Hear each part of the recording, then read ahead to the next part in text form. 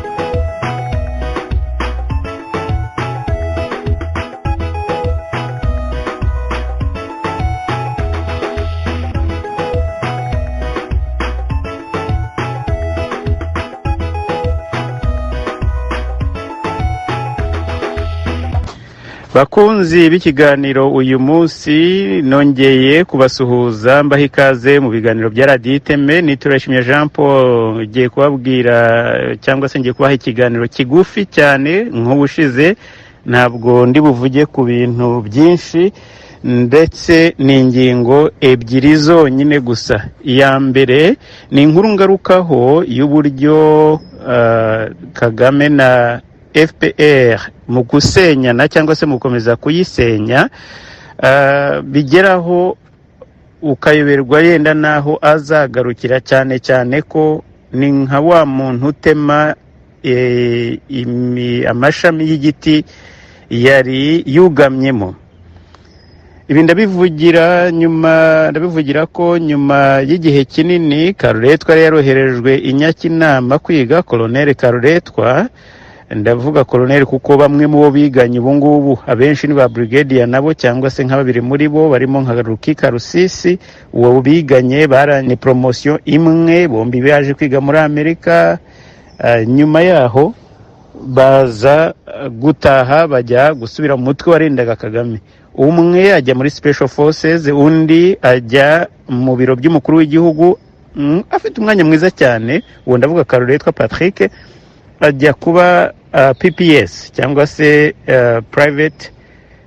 Principal Private Secretary. Niwe muntu uba uri wegereye Kagame ku bintu byose. Nzandiko zashobora kuzisoma zose, zije ari direct, zimwe zidashaka kunyura muri secretariat n'ibindi nk'ibyo. Ariko harimo akabazo kamwe katumaga cyangwa se katumye nyuma yaho haza kuba mu mubano mubi hagati ye na Kagame. Akabazo nakahe? Ni igihe Ndahiro, Colonel Ndahiro, Brigadier Ndahiro, wahoze ayoboye urwego rw'ubutasi rwa NISS, yaje kugira mistake cyangwa se ikosa, ayandika ku rubuga rwa WhatsApp, ashyiraho ibintu bya opposition cyangwa se bivuga binenga ubutegetsi, ariko abyohereza ari ikosa ryabaye, ntabwo yabikoze abishaka. Ariko nawe ntiyari yabyanditse, ni kwa kundi ushobora guforwardinga ati dore aho inkuru ziri. Kuva icyo gihe umubano wa Ndahiro na Kagame ntiwongeye kuba muzima. Yageze ahamwirukana aho yarari, amujyana amuvanye muri NSS, yaje kumwohereza kuba umukuru w'ibitaro cyangwa se kuyobora ibitaro bya Kanombe. Nabyo bimara igihe gitoya, Kagame agira inzika mbi, nta bucuti mushobora kugirana, aza kumuvanaho. Nyuma yaho bivugwa ko yaba yaranarozwe cyangwa se yanzwe nabi cyane, yararwaye. Kagame aza gutegeka yuko atazigera asurwa, hatazagira umuntu umusura, yari afungiwe mu rugo. Karuretwa Patrick rero wari umunyamabanga wihariye wa Kagame, akaba ari colonel, akaba ari musaza cyangwa se ari muramu wa Ndahiro, akaba ari umusaza w'umugore wa Ndahiro witwa Umuringa. urumva kugira ngo mukumire kumusura byari bigoye. We rero akomeza gukora ibintu byo kuvuga ngo ni muramu wanjye, ntabwo ari ibintu by'akazi, ni mushiki wanjye. Ibyo biza kuvamo ikibazo gikomeye cyane. Kagame yagezeho rero aramurambirwa, bamwohereza Nyakinama Karuretwa, avayo. Nyuma yo kuvayo mwabonye ko ngo bamwohereje kujya gukorera muri division ya kabiri ashinzwe operation cyangwa se ibikorwa.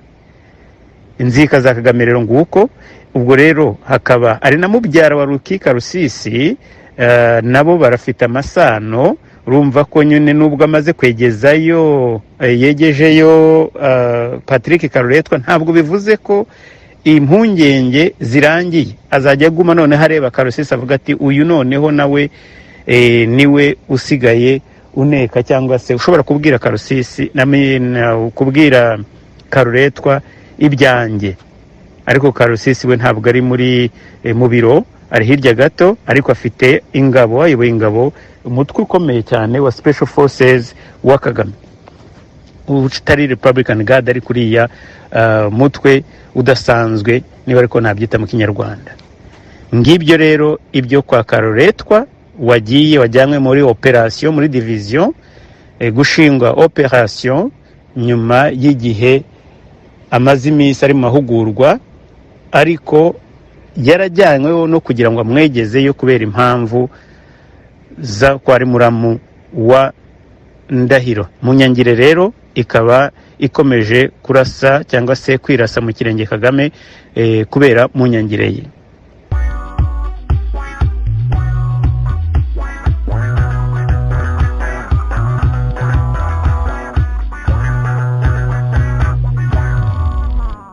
Shaka radiyo iteme, mwumve radiyo iteme.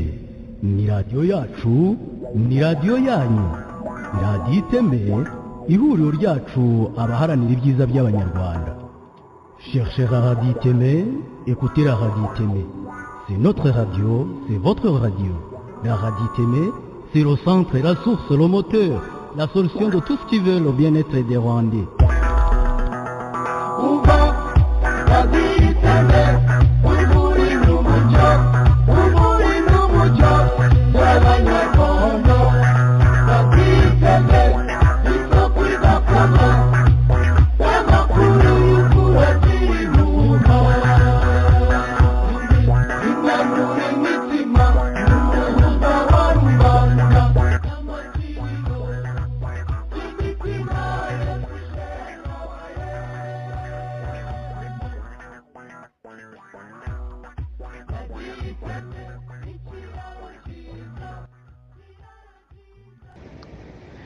Iyindi nkuru ni inkuru ikomeye cyane, ariko ntari butindeho. Ni inkuru ivuga ko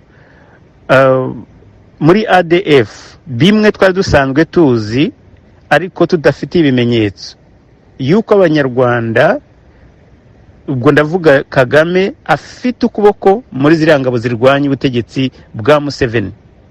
Bya bindi bavuga ngo umwanzi wawe ni inshuti yanjye. Yagiye kwifatanya na ingabo za ADF zitwa nk'imitwe y'iterabwoba, zigendera ku mahame, zatangiye kugendera ku mahame ya Kiyisilamu mu myaka ya 2010. Mbere siko zari zimeze, zari zifite agenda politique, ariko ubu zisigaje zivuga ko zigendera ku mahame y'idini, ndetse bavuga ko iri affilié na IS. Kagame rero yashyizemo ukuboko ngo kubera ko gusa barwanya President Museveni, nawe ubwe yashyizemo investissement. None ibinyamakuru by'u Rwanda ndetse n'ibiro ntaramakuru by'Ubufaransa bikaba byatahuye yuko mu bayobozi bakomeye muri leaders ba ADF harimo Abanyarwanda. Umuntu rero udasobanukiwe na Kagame n'ushobora kuvuga ngo bari Abanyarwanda bagiye, cyangwa se bari Abanyarwanda bariyo ku mpamvu zabo bwite, nta kuboko kwa FPR kurimo mu gihe barwanya Museveni. Gusa icyo nabiza cyo nuko ibintu birimo ADF ni ibintu biri international, ibintu birimo terrorism ni ibintu biri international. Bikaba rero bizamenyekana mu minsi ya vuba uruhare rwa Kagame muri ADF. Reka nsoreze ku nkuru ngufi cyane nashimye yanditswe n'ikinyamakuru cy'Ubugande aho cyanengaga kivuga ko ibintu byo mu Rwanda biteye kwibaza, aho mu rwego rwo kurwanya covid abanyarwanda ntibemere kuva mu ngo zabo, ntibatsurana, ntibatemberana, ariko abanyamahanga ngo bo bakaba bashobora kwemera kujya gukora ibikorwa by'ubukerarugendo. Nituvuga ko igihugu cyagurishijwe cyangwa se cyatanzwe, cyagabwe, mujye mwumva n'impamvu. Reka rero mbasezereho bakunze ibiganiro uyu munsi, ubwo tuzasubira mu biganiro birambuye mu kindi gihe, ariko ubu ibi nibyo nari mbazaniye muri aka kanya. Murakoze, mugire ibihe byiza.